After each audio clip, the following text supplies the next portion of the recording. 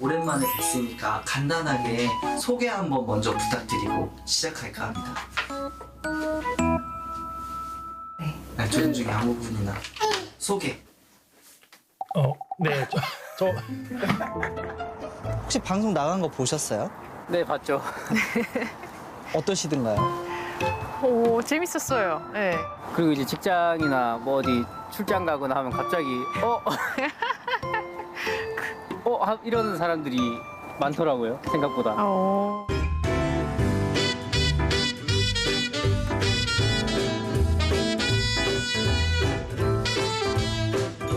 2024년 한 해 더 보다가 만난 사람들.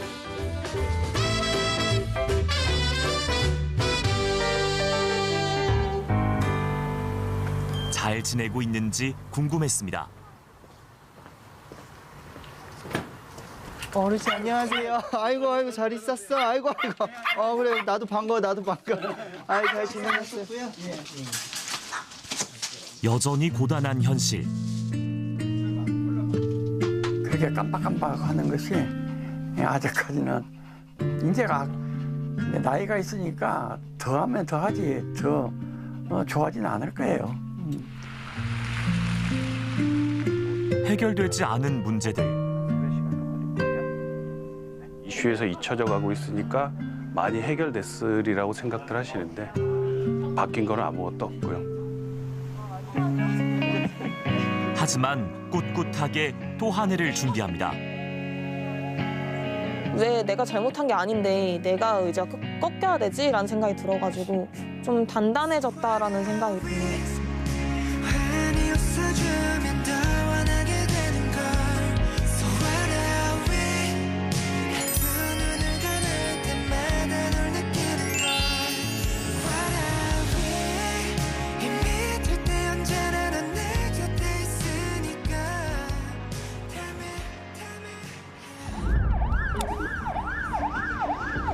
지난 2월 더보다 프로그램 출발과 함께 시작된 의정 갈등 사태. 일방적으로 의대 정원 확대 발표를 강행할 경우 대한사협회 제41대 집행부는 총사퇴할 것이며 즉각적인 총파업 절차에 돌입할 것입니다.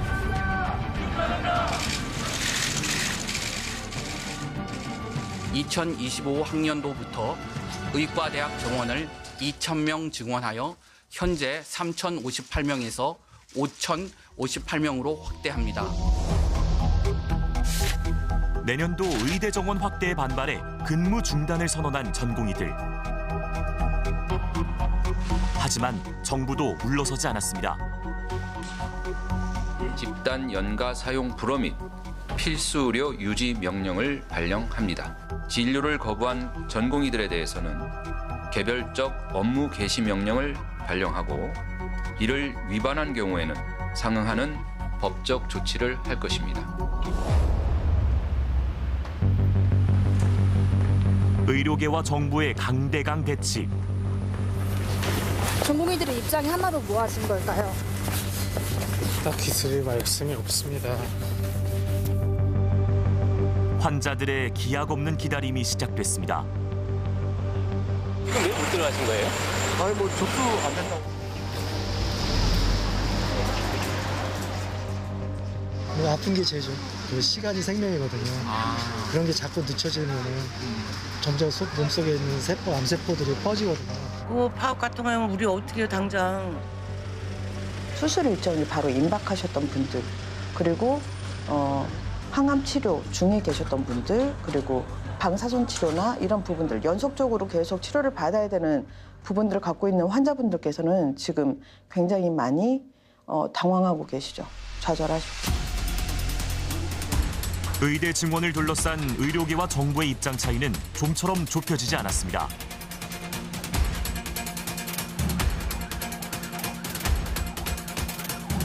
결국 지난 설 시작된 의료 공백 사태는 9월 추석 연휴까지 이어졌습니다.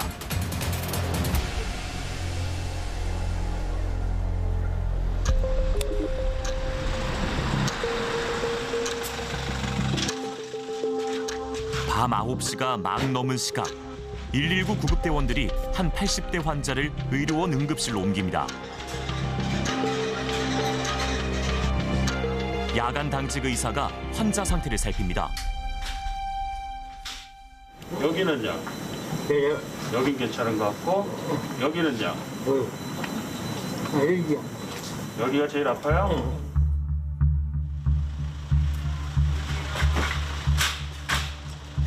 경증, 중증을 가리지 않고 시간당 2~3명의 환자가 응급실을 찾습니다.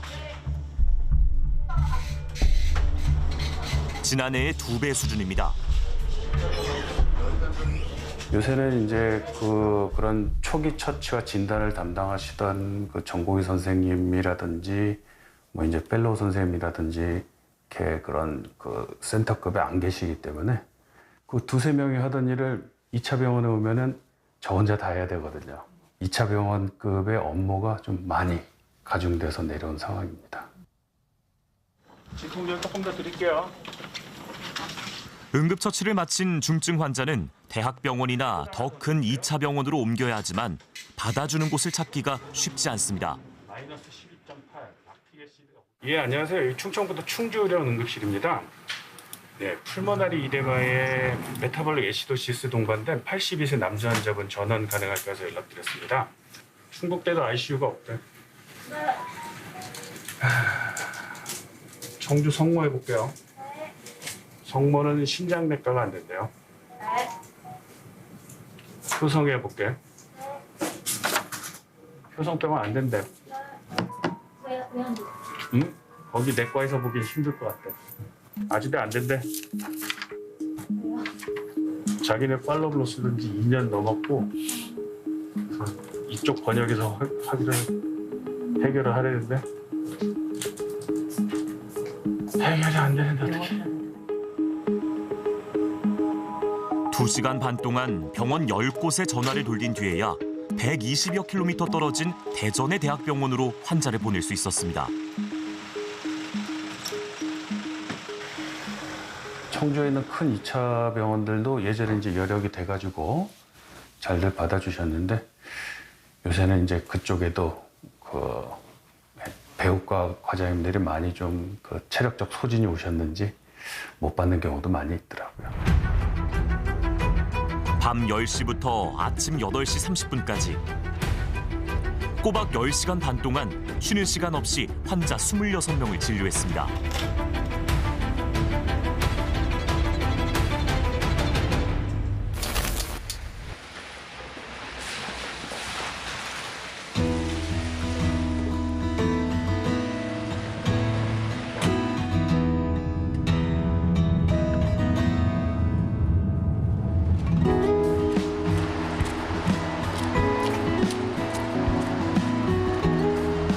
다시 찾은 충주의료원. 안녕하세요, 실장님. 안녕하세요. 아, 예. 아니. 반갑습니다. TV에서 잘 뵀었습니다. 시간 내주셔서 감사합니다. 그게 아마 추석 전날쯤에 연휴였던 그때인데요. 그때 뭐 취재해 주시는 기자님들도 같이 밤을 새면서 모든 과정을 다 촬영하고 가셨고 밤에 한 9시쯤 오셔가지고 다음 날 오전 8시 반까지 제가 근무하는 시간을 전체적으로 다 12시간 정도 찍어 가셨었습니다. 지난 3개월 상황은 좀 나아졌을까? 이 응급실 사태의 원인이 되는 뭐 의정 갈등이 해결된 건 아니고 레지던트 인턴 선생님들이 돌아오신 건 아니기 때문에 여전히 뭐 응급의료 상황 녹록치는 않은 상황이고 추석 때는 뭐 응급의료 대란이라고 해가지고 많이 이슈화됐다가 그때 뭔가 좀 해결되는 줄 알았는데 뭐 추석 지나고 그때를 어떻게 잘 넘기고 나니까 또 사람들 또 뭐 이슈에서 잊혀져 가고 있는 것 같아서 조금 안타까운 실정입니다. 바뀐 건 없고 해결된 것도 없습니다. 의정 갈등 발단이 된 2025년도 의대 증원은 결국 1,500명 규모로 이루어졌고 12월 현재 신입생 모집도 이미 상당 부분 진행됐습니다. 전공의 대부분은 여전히 복귀하지 않았고 누구도 예상치 못한 탄핵 국면까지 맞으면서 의료계 대화 상대가 누구인지조차 불분명해졌습니다. 일선 의료진의 피로는 매일 누적되고 있습니다. 솔직히 말씀드리면 조금씩 더 안 좋아지고 있습니다. 흔히들 얘기하는 그 119 뺑뺑이라고 해서 상급 병원에서 잘 받지 않다 보면은 결국은 저희 병원 같은 2차 병원으로 올 수밖에 없는데 그 환자들에 대한 초기 처치라든지 뭐 중환자에 대한 진단과 바로 치료가 이루어지는 그런 과정들이 상당히 많이 딜레이되고 있습니다. 올 초 시작된 의정 갈등 사태 해결은 내년을 기약할 수밖에 없게 됐습니다. 누누이 말씀드리지만 어떻게든 버텨는 보지만 언제까지라고는 말씀드리기 힘들 것 같습니다. 결국에는 이 사태를 해결하려면은 의대생과 전공의 선생님들이 돌아오셔야 되는데 제 생각에는 그 정부나 그 뭐 여야정 협의체 이런 데에서 그 의사 쪽의 주체가 대화의 주체가 되는 게 의대생과 전공의 선생님들이어야 한다고 생각합니다.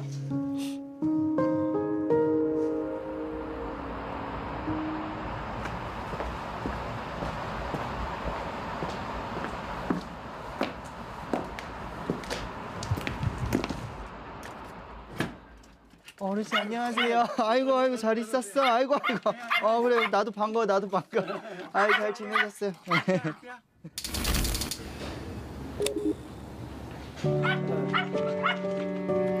혼자 사는 남철용 할아버지.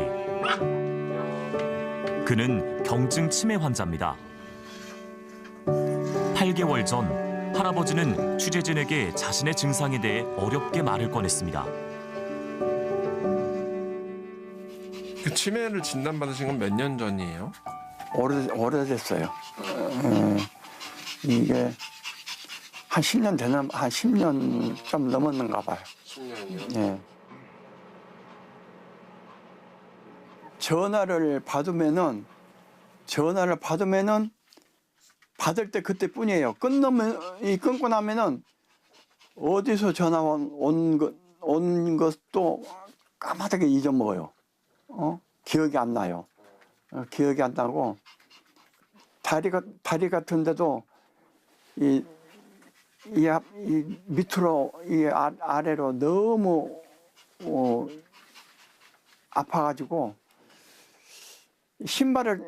왼쪽 다리 신발을 벗긴지도 모르고 걸어가고 그러니까는 될 수 있으면 그냥 집에서 있고. 가장 슬픈 건 의지할 가족 하나 없다는 사실이라고 했습니다.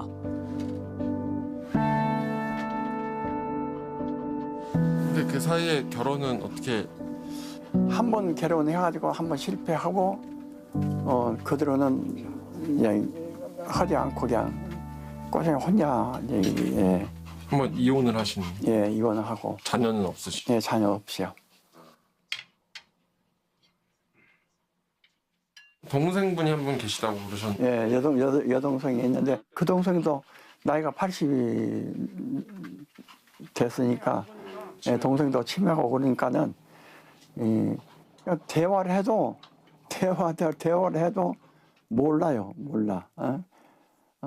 오빠라 그러면은 오빠인가 보다 하고는 얘기는 하지만은 요놈은 이삐? 예, 요거는 사랑이. 예, 사랑이. 요거는 캔디. 독신으로 살아오다 보니까는 나이가 먹다 보니까 너무 애로워서 이 강아지들하고 같이 이렇게 의지하고 서로 얘들 없으면은 못 살 것 같아요. 너무 애로워가지고요.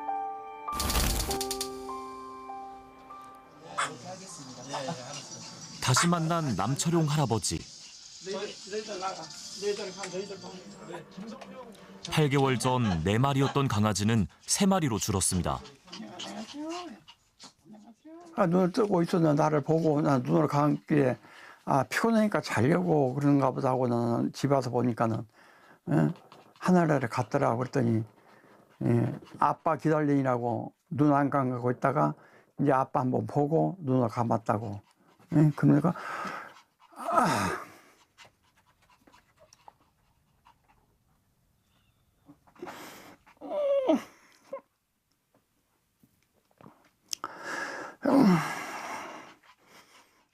그 얘기를 들으니까 가슴이 너무너무 아프더라고요, 가슴이.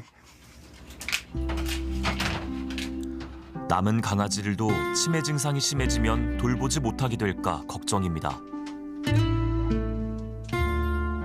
금방 했던 것도 금방 잊어먹어요. 어디 가려고 나섰는데 이걸 내가 어디로 가려고 이렇게 나섰지? 이게 이제 그러면서 가만히 서서 이제 생각하면서 보면 이제 생각나면 이제 또 가게 되고 이제 그렇게 깜빡깜빡 하는 것이 아직까지는 이제가 나이가 있으니까 더 하면 더 하지 더 좋아하지는 않을 거예요. 우리나라 65세 이상 노인 10명 중 1명은 치매를 앓고 있습니다. 치매 노인은 올해 100만 명을 넘어섰을 것으로 추정됩니다. 지금 인구의 고령화 때문에 지금 어르신 인구가 이제 내년이면 이제 1,000만 명이 되고요. 이제 고령화에 따라서 저 치매 유병률도 굉장히 높아지고 있습니다. 사람을 만나고 그다음에 가족들과 이제 대화를 하게 되면 이런 것들을 이제 완화시킬 수 있는 그런 확률이 높은데 혼자 사시면 굉장히 고립되고 외롭고 사람을 안 만나고 그러면 이 치매 증상의 어떤 이완 속도가 더 빨라질 수밖에 없죠.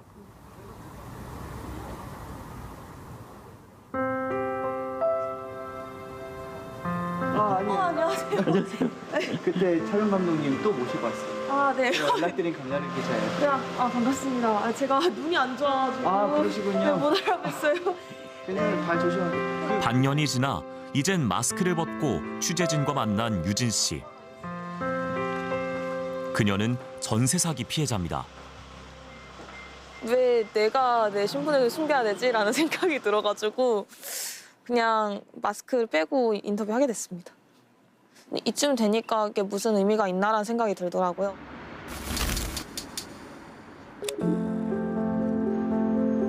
(3년) 전 대학원에 진학하며 신촌에 머물기 시작했던 유진 씨. 연희동이니까 워낙 뷰도 좋고 학교도 가깝고 뭐 친구들도 근처에 많을 테고 해서 처음에는 설레는 마음으로 들어왔었죠. 전세 보증금 1억 2,500만 원, 5평짜리 원룸이었습니다. 갓 대학교를 졸업한 23살 학생이 대출 없이 구하기 어려운 금액이었습니다. 1억은 제가 카카오뱅크 대출을 했었고 나머지 2,500만 원은 저희 어머니가 제가 박사가 끝났을 때 외국에 잠시 연수를 하게 되면 그때 쓰라고 모아주신 비용이었어요. 계약이 끝나갈 때쯤 문 앞에 붙어있던 경매 통보. 평온했던 유진 씨의 일상은 뒤틀렸습니다.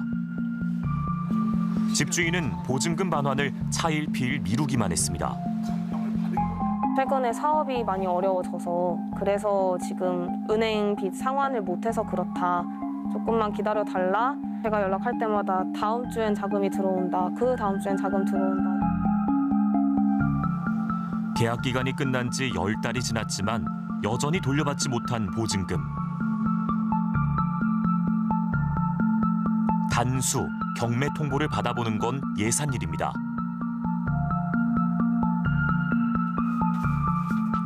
견디다 못해 일단 짐은 놔둔 채 도망치다시피 빠져나왔습니다. 진짜 못 살겠다. 여기 살다 정신병 걸리겠다였어요. 그러니까 집도 점점 무너지고 아래는 1층은 잠기고 있고 제 방에 곰팡이 피고 있어가지고 모든 옷에 물건들에 다 냄새가 배고 있고 화장실도 벽이 무너지고 있고. 당시 연희동엔 이 씨처럼 임대인 최모 씨에게 보증금을 돌려받지 못한 피해자가 80명 정도 더 있었습니다. 대부분 비슷한 또래 2030 청년들입니다. 이거 못 받으시면 이분들 파산자 되는, 회생하시거나 파산을 하셔야 되는 상황에 들어가시는 분들이 많아요. 20대, 30대 초반에 파산 회생부터 겪으면서 인생을 출발해야 되겠습니까? 우리 사회가 이런 청년들한테 기운을 주고 다시 일어설 수 있다, 용기를 북돋아주는 그런 사회가 됐으면 좋겠습니다.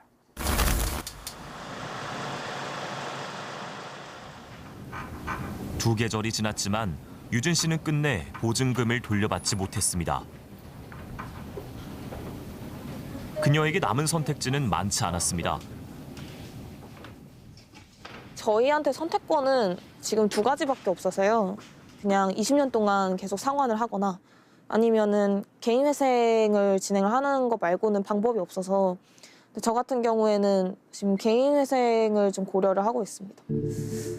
시작부터 1억 5천의 빚을 지고 시작하면 저는 아마 평생 결혼을 못하지 않을까라는 생각에서 이게 현실적으로 좀 맞지 않나.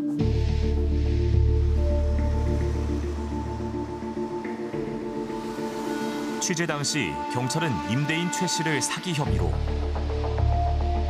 유진 씨를 비롯한 대다수 청년 피해자들을 중개한 공인중개사 김모 씨는 사기 방조 혐의로 검찰에 송치했습니다.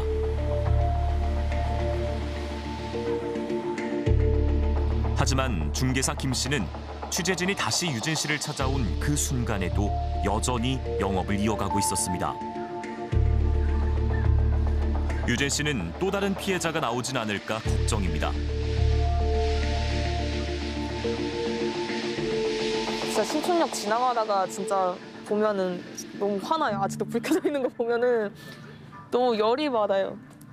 그러면은 저희 말고 새로운 사람이 또 가가지고 계약을 할 수도 있는 거잖아요. 좀 그게 더 불안하던데. 네. 저한테 뭔가 26살에 마주할 것이라곤 상상도 못했던 일. 정작 유진 씨의 목소리는 차분했습니다. 이대로 삶이 유지가 될 것 같지 않다라는 생각도 많이 들었었고 저도 좀 의지가 많이 꺾였던 것 같아요, 처음에는. 지금은 왜 내가 잘못한 게 아닌데 내가 의지가 꺾여야 되지? 라는 생각이 들어가지고 좀 단단해졌다라는 생각이 드는 것 같습니다. 좀 돌이켜보면 오히려 좀 긍정적으로 변화했던 한 해였던 것 같기도 해요. 상황은 부정적이었는데 좀 많은 생각을 했었거든요, 1년 반 동안. 차라리 그래 1억으로 끝난 게 다행이지, 26이니까 다행이지. 재미가 없네. 아, 그치. 소중하고.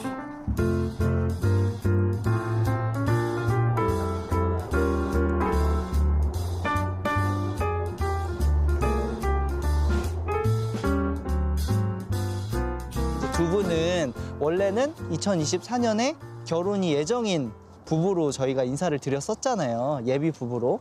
근데 이제 지금 상황은 어떠신지. 그 이후에 일단은 올해 초에 프로포즈를 했고요.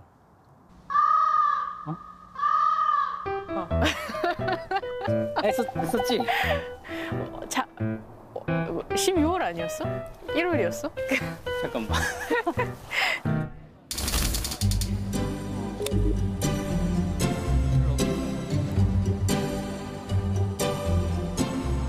올해 초 결혼 준비가 한창이었던 상훈 씨와 수민 씨.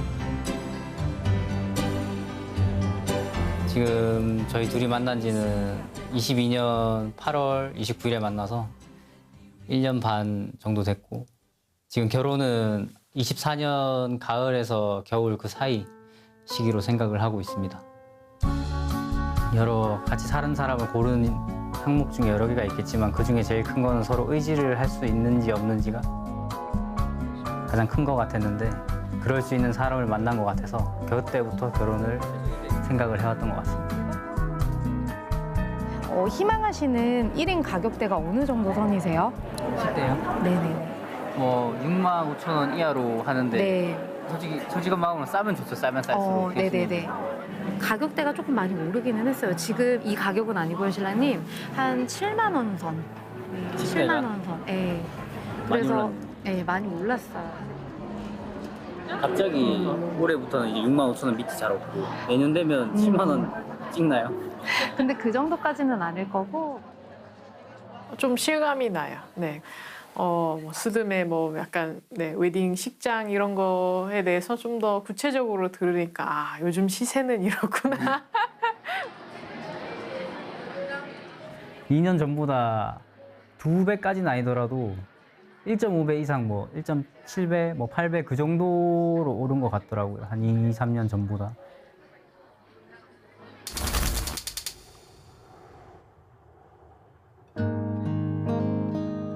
프로포즈를 했고 다행히 이제 뭐 수락을 해줘서 이제 본격적으로 결혼 준비를 시작을 했는데 이제 갑자기 그때 하필 이직 문제가 또 다 겹쳐버려가지고 이게 한 텀을 미루니까 이게 뭐 1주, 2주가 밀린 게 아니라 한 3, 4개월이 훅 밀려버리더라고요, 준비하는 게.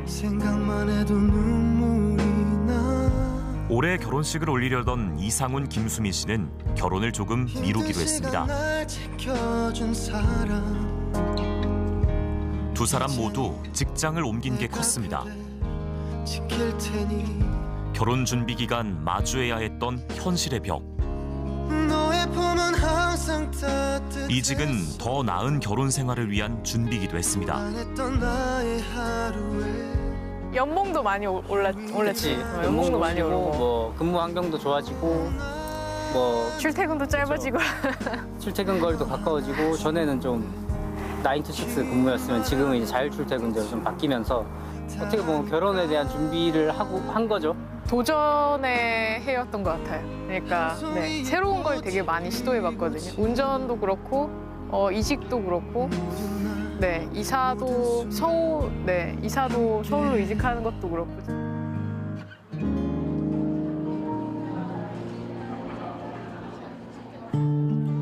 우리나라 신혼부부는 매년 줄다가 지난해 처음 100만 쌍 아래로 떨어졌습니다. 주택 마련 등 경제적 부담이 큰 영향을 미친 것으로 분석됩니다.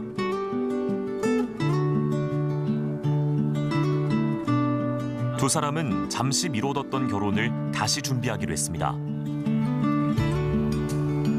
아니요, 날이랑 그런 거 아직 못 잡았고 일단 요즘 식장 예약이 너무 힘들잖아요. 뭐 하고 싶은 날, 하고 싶은 계절, 뭐 장소 맞춰서 하려면 뭐 1년 정도는 기다려야 된다고 하니까 일단은 예식장 먼저 잡아보고 그다음에 이제 뭐 상견례 날짜나 이런 걸 하려고 일단 그렇게 얘기된 상태입니다. 일단 지금은 서로 하나가 되는 게 제일 먼저가 아닐까 그렇게 생각을 하고 있습니다. 일단 밀렸잖아요. 이미 여기서 더 밀릴 순 없다.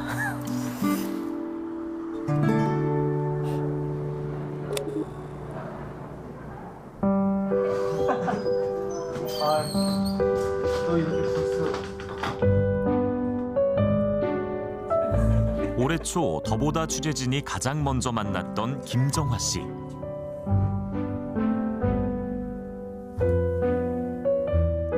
그녀는 당시 출산을 앞두고 있었습니다. 아기 용품을 사고 또 뭐 이것저것 알아보다 보니까 아 이제 새 식구가 생기는구나 이런 느낌이 오는 것 같아요. 원래는 저기를 뭘로 쓰셨어요?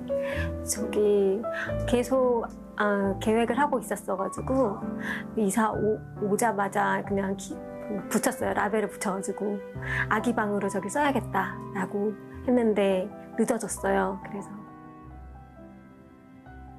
그러면 3년 동안 저 방이 비어 있었겠네요.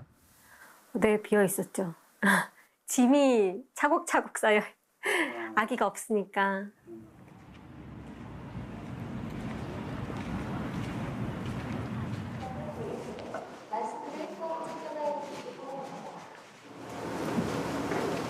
김정환님? 네네. 들어오세요. 네. 여기 앉으시면 돼요. 아, 네.